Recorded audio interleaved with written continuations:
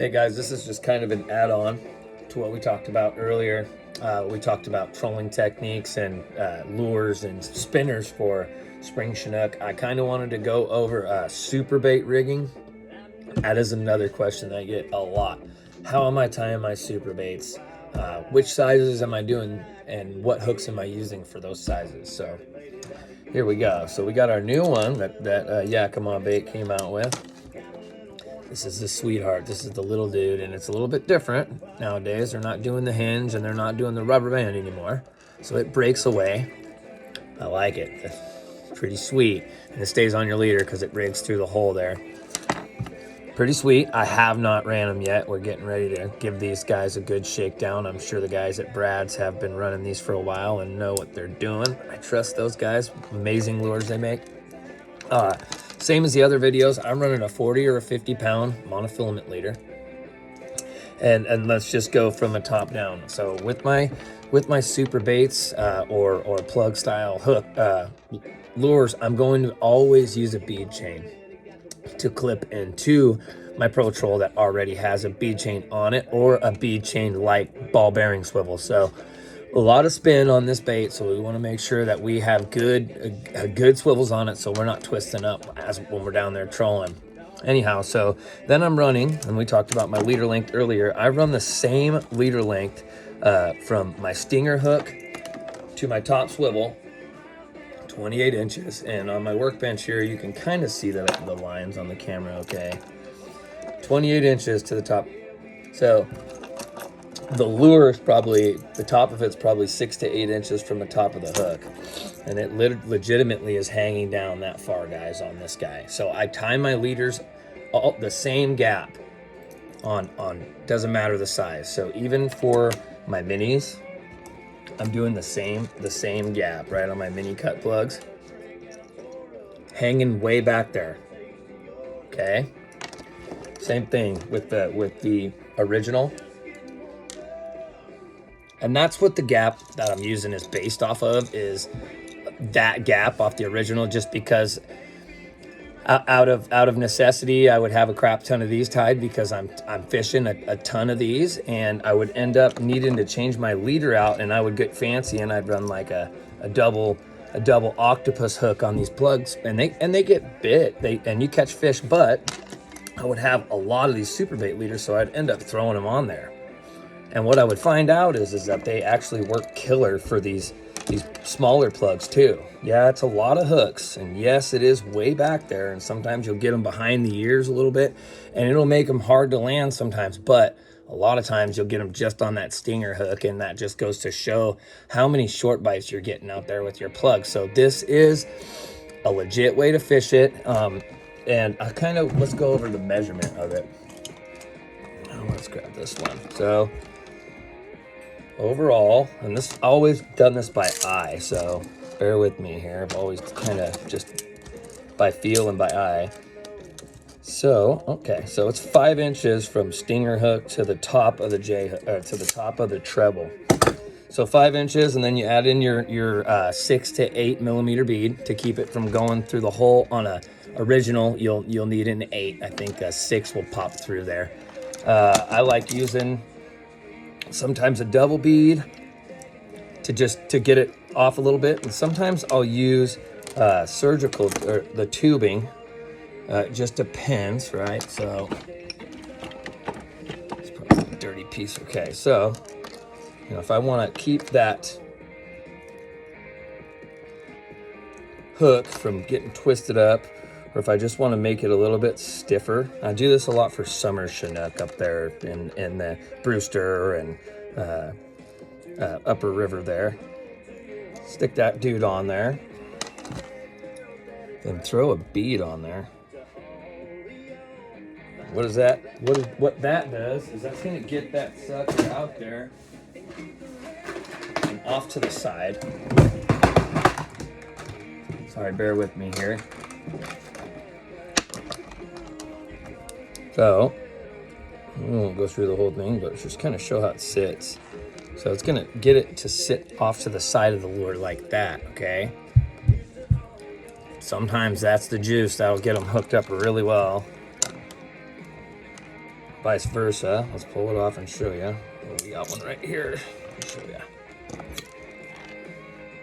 So you can see how that kind of can get over. It can get inside that hole sometimes. I don't think it matters all that much as far as like action stuff, but yes, that tubing will get it off the lure and keep it from doing that for the most part. Again, that's more of a summer Chinook thing for me. I don't know why. I'm sure that tubing's not going to matter if you run that for springers or fall fish or whatever. It's going to work the same. I just think sometimes less is more in the clearer water, like profile, things like that. That's probably why I did it in the beginning. Now I'm just kind of caught in what fishermen get caught in a rut of doing the same pattern over and over. So anyhow, and then let's talk about plug-in. Even down to these Cocon cut plugs.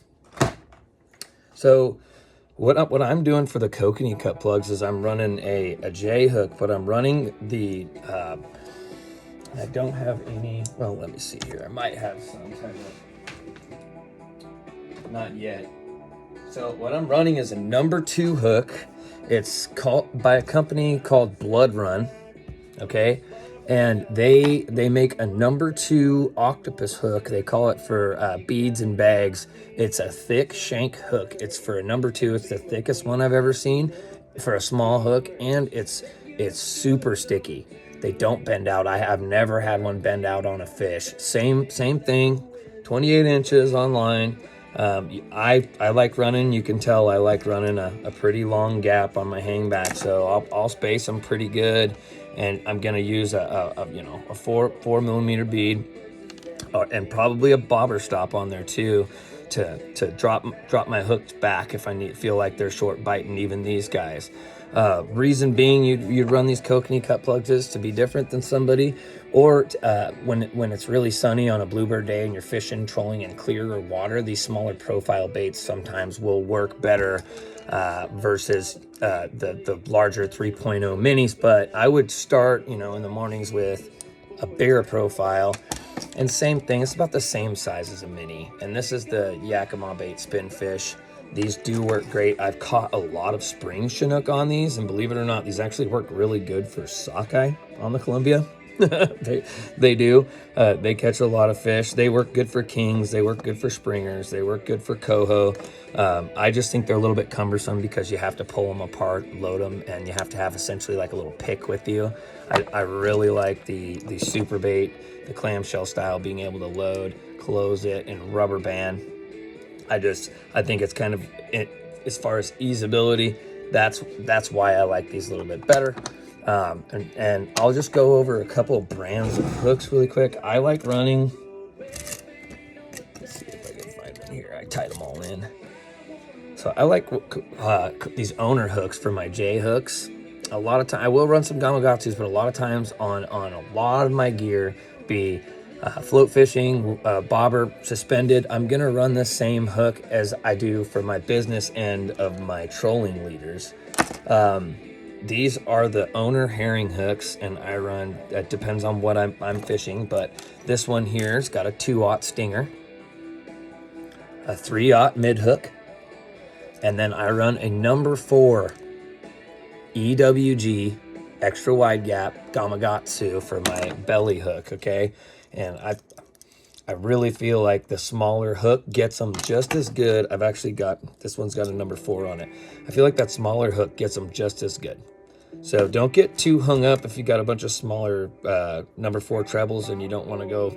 They'll work just as good. I think it's just kind of a bonus hook. You're looking for these J hooks to get them anyhow. So yeah, anyway, guys, I just wanted to go over that really quick because I know that sometimes I am all over the place, and like I said before, I'm gonna get better at this thing. I'm gonna get more organized. These videos will probably end up getting deleted at some point, but for now, this will get you what you need to get out there and get trolling and kill some fish. I hope a lot of it makes sense. Don't get too hung up, guys.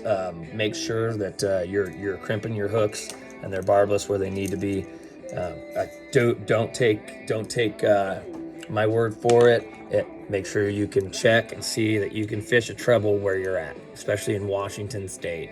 I don't know about any other state, but that's where I live. So anyhow, that's how I run mine. And if you've got a different way of setting them up, or you think there's a better way to do it, I'm all ears. I definitely know that we're all learning all the time. So if you want to get in the comments and add your flavor to what you think we should be doing out there on the river and how we should set up these super baits, I appreciate you guys taking the time to watch. Like I say, new YouTube channel, so if you want to click subscribe and like, I promise as I get better at this, the videos and content will get better. So yeah, it'll be a subscribe well spent. Thanks, guys.